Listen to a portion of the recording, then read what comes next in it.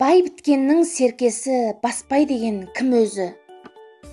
Баспай Шолақұлы Бапин 1889 жылы Еміл бойында өмірге келген.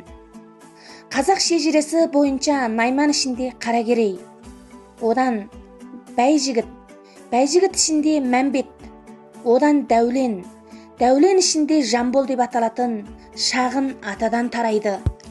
Басекең басында үлкен ағасы Нұрсанның малын баққан.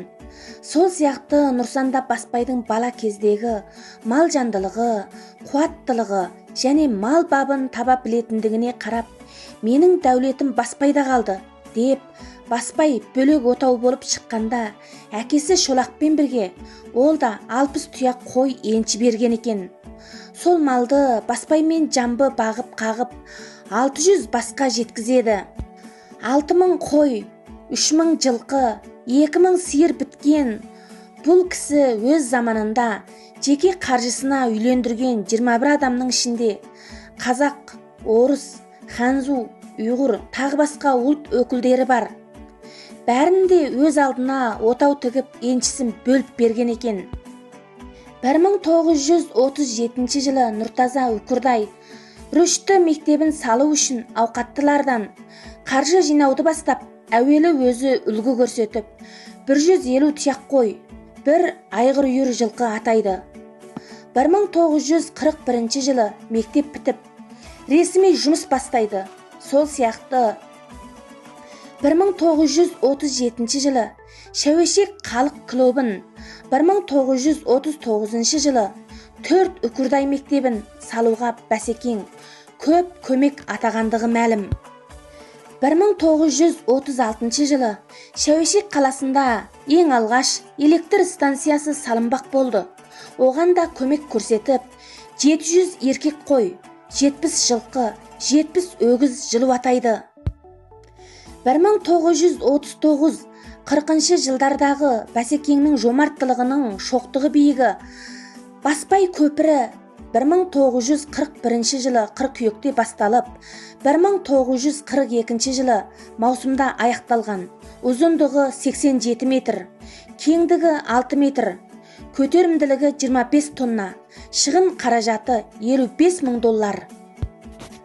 Екінші дүниежүзілік соғыста қазақ үкіметіне ер тұрманымен 500 жылқы көмекке бергенде осы кісі еді.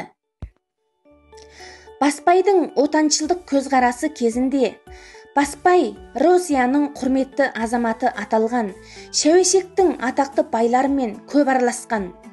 Отанын, туған мекенін гүлдендіруге қатысты науқандардың бәріне де Басекең атойлап алда жүрген.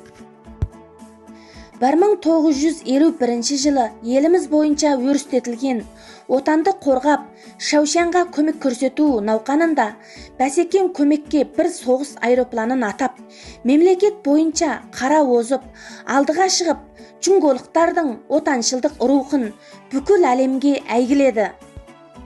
Оған 4000 қой, 100 жылқы, 100 сиыр, 100 түйе, 100 сәрі атаған екен. Баспайдың кісілік көзқарасы Баспай адам мен адамның, ұлт пен ұлттың терезесі тең деген көзқарасты дәріптеген. Сол көзқараста берік тұрған, әрі өз өмірінде өзі үлгі болып жүзеге асырған адам. Оның көзқарасынша ханзудың қарапайым шаруасы, етікші Шін Хуанжаңда, жетім жесір орыс әйел Зояда, ұйғырдың панасызы Молақта, қазақтың панасызы Рахымжанда, лықсыған бай Баспайда бірдей адамдар. Әлде кімдер бұларды кемсітсе, оларға зорлық зомбылық көрсетсе, бұған Баспай атымен араға түседі. Қарызы болса өтейді, қажеті болса қанағаттандырады. Сондықтан Баспай адамдық ары биік, кісіліктің кіршіксіз үлесі деуге бола білді. Баспайдың әділдігі қарапайым халық әділдікті армандайды. Баспайдың әділдігі ақиқатқа арналған әділдік. Баспай басқалардың басқаларға әділ болуын ғана емес, басқалардың өзіне әділ болуын да дәріптеген. Баспайдың жомарттығы. Баспай қазақ тарихында дүниеге келген ірі тұлғалардың бірі.